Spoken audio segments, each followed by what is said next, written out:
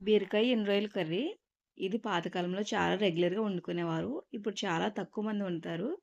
దీనికోసం ముందుగా స్టవ్ మీద పాన్ పెట్టి ఆయిల్ వేసి, అరగంట ముందుగా నానబెట్టుకున్న ఎండు రొయ్యల్ని శుభ్రంగా కడుక్కొని వేయించుకోవాలి. ఇప్పుడు అదే పాన్‌లో కరివేపాకు, కట్ చేసి పెట్టుకున్న పచ్చిమిర్చి, ఉల్లిపాయలు వేసి, సరిపడగా సాల్ట్ వేసి, కొంచెం కలర్ మారే వరకు వేయించుకోవాలి.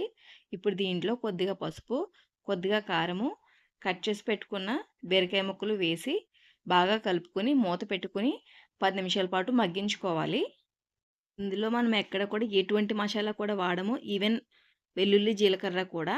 కానీ ఈ కర్రీ టేస్ట్ అనేది సూపర్ ఉంటుంది. ఇప్పుడు ఇందులో ఎండు రొయ్యలు వేసేసుకొని ఒకసారి కలుపుకొని మూత పెట్టుకొని ఒక 5 నిమిషాల పాటు మగ్గించుకోవాలి. ఇప్పుడు మూత తీసి దీంట్లో వాటర్ వేసుకోవాలి. బీరకాయలు ఫ్రెష్‌గా ఉంటే వాటర్ అవసరం లేకుండానే మనకి కర్రీ రెడీ అయిపోతుంది.